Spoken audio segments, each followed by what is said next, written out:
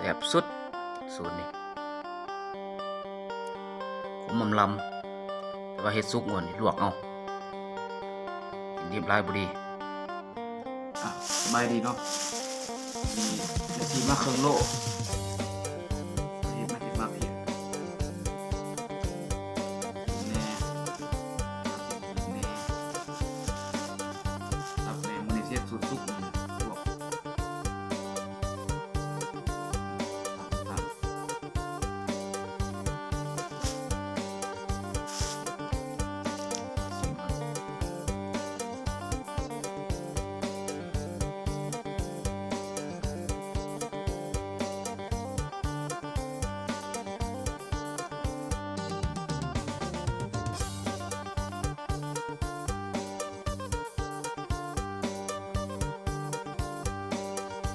มาฮอด ขั้นตอนการปรุงชิ้นที่เราลวกไว้แล้วแล้วก็เอาตำข่าแล้วก็ปั่นเอาน้ำข่าใส่หน่อยหนึงมันหอม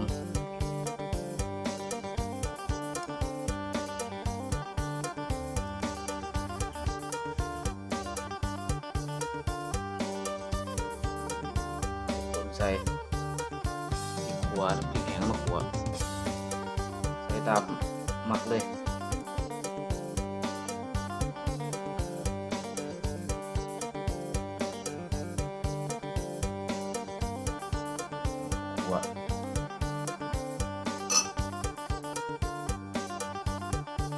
ใส่ได้หลายหรอกมันจะข้นดี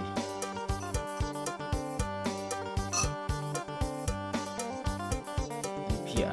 ที่เราต้มไว้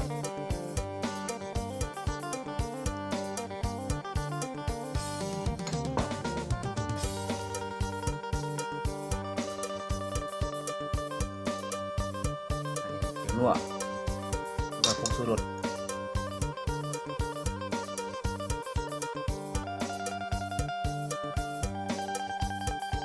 เสียบหน่อยเสียบหลาย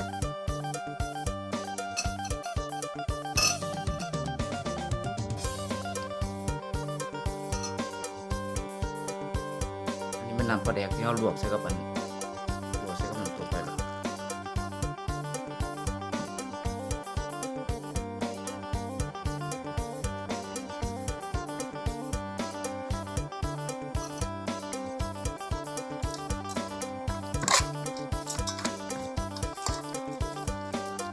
คนกุเล่มันเข้ากันกินในลวกสุกโผล่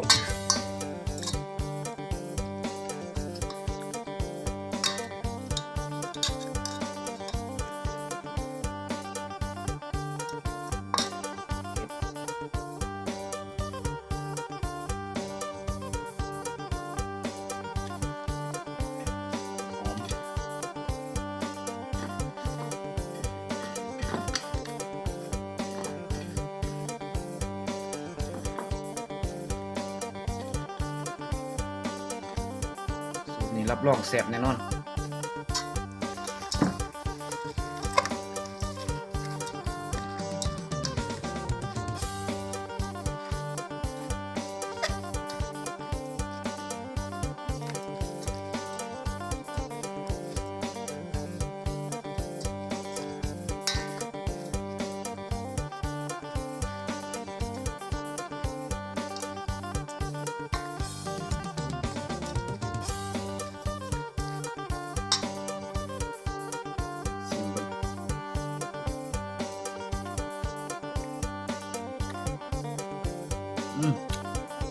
จบแล้ว